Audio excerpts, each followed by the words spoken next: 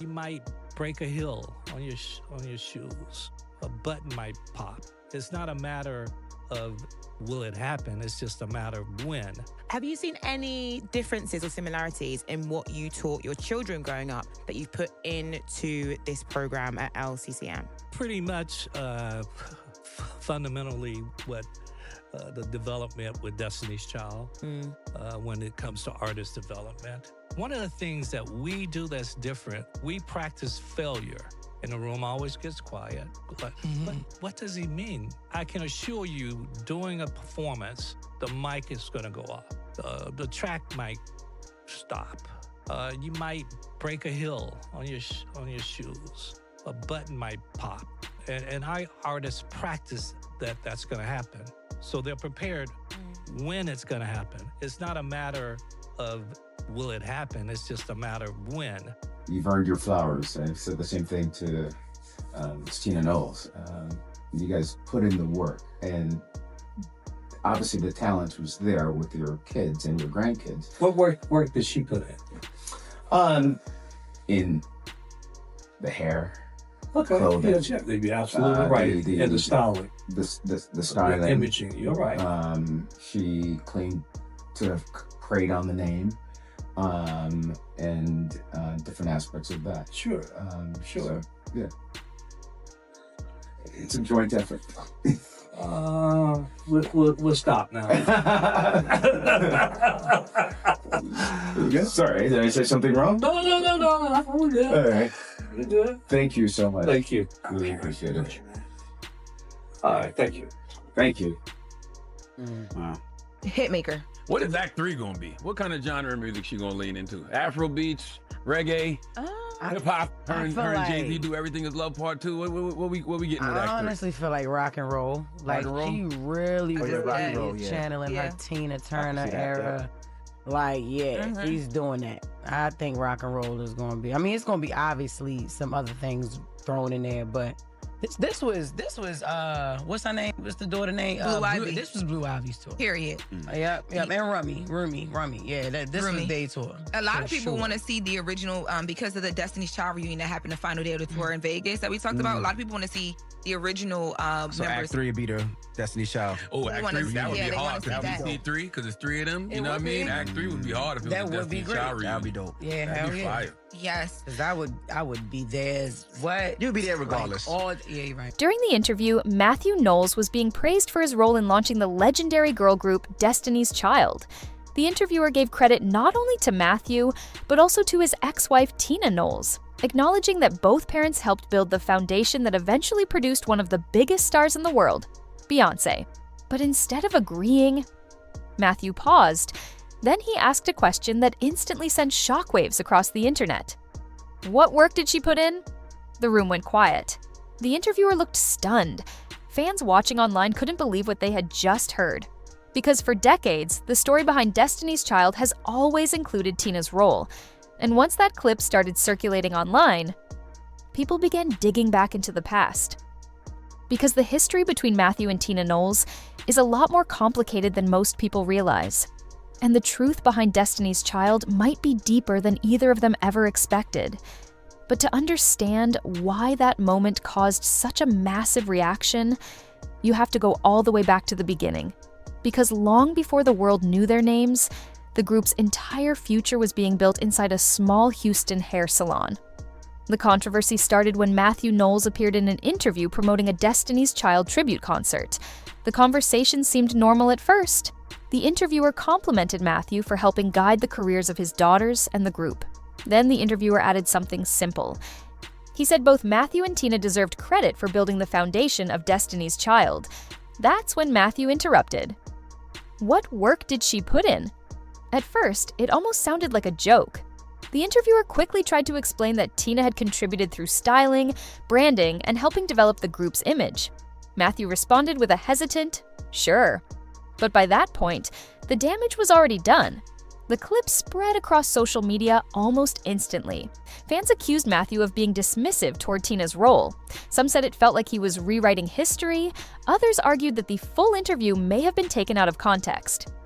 Mathew later explained that the interviewer had arrived late and repeatedly asked questions about Tina. even though the interview was supposed to focus on his upcoming concert. But by then, the internet had already made up its mind, because longtime fans remembered something Mathew seemed to overlook. Tina Knowles wasn't just around during Destiny's Child's rise. She was there before the group even had a name. And according to the story she's told many times, the name itself may have come from her.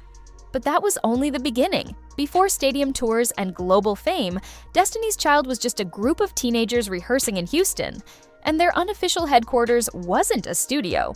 It was Tina Knowles' hair salon. While Tina worked long hours styling clients, the girls would practice routines inside the salon, customers would watch the rehearsals, and sometimes give feedback. In a way, those early performances became their first audience.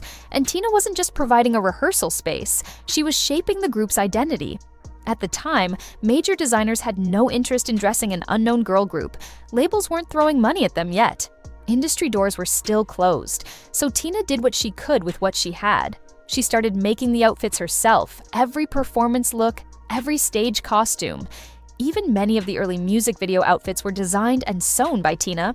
She also handled their hairstyling, helping craft the visual image that fans would later recognize around the world.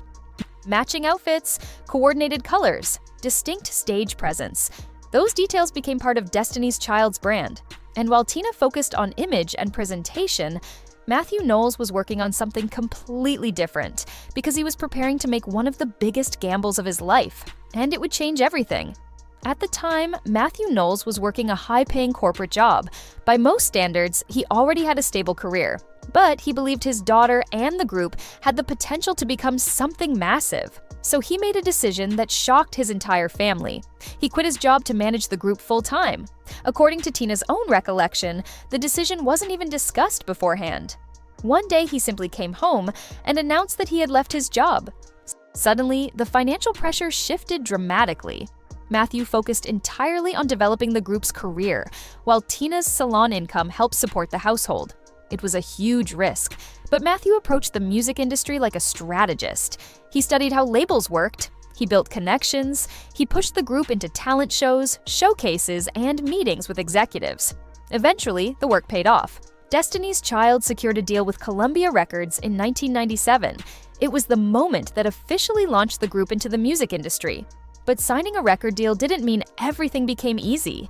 In fact, the hardest part was just beginning, because success brought pressure, and pressure revealed cracks behind the scenes. Destiny's Child quickly began gaining attention in the late 1990s. Their harmonies stood out. Their image was polished. Their work ethic was intense, but the group's rise wasn't smooth. Behind the scenes, there were disagreements, lineup changes, and internal tensions. Some former members later accused management of favoritism and unfair treatment. Lawsuits and public statements started circulating. Mathew defended his decisions, saying every move he made was meant to protect the group's long-term success.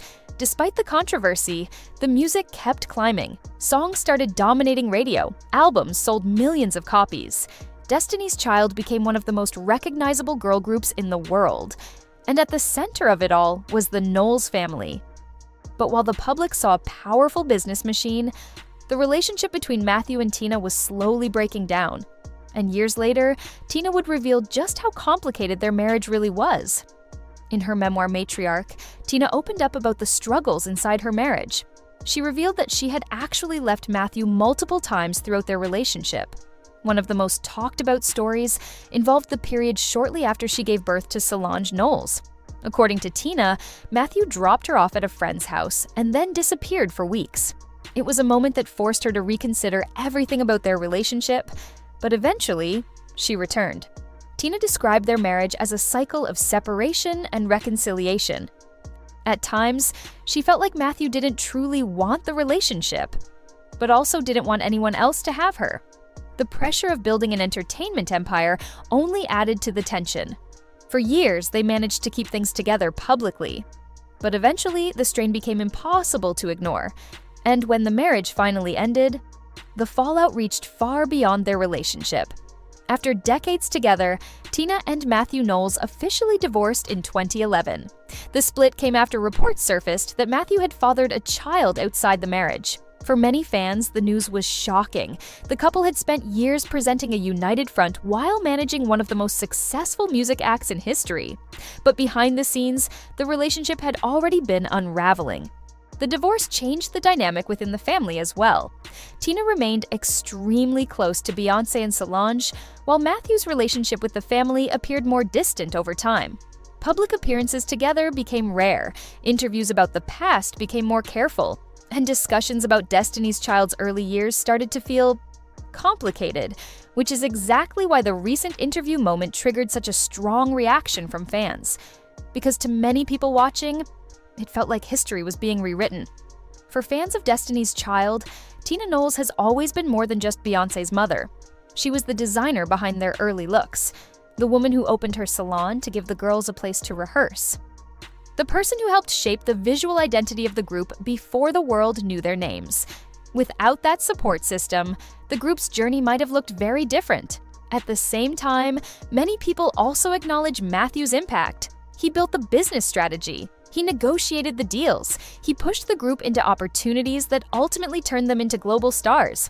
In reality, Destiny's Child likely wouldn't have reached the same level without both of them playing their roles.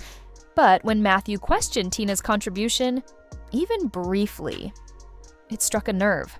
Because fans remember the early stories, the sacrifices, the risks both parents took while trying to build something bigger than themselves, and those memories aren't easy to erase. Today, Destiny's Child remains one of the best-selling girl groups in music history. Their influence can still be seen in modern pop and R&B. And the group helped launch the career of one of the biggest entertainers on the planet. But behind that success was a complicated family story. Mathew Knowles built the business machine that pushed the group into the industry. Tina Knowles built the foundation that helped shape their image and support their early development. Two completely different roles, both critical to the same outcome. So, when that interview clip resurfaced and sparked debate, it reopened an old question, not about who deserves more credit, but about how history remembers the people who helped build something legendary.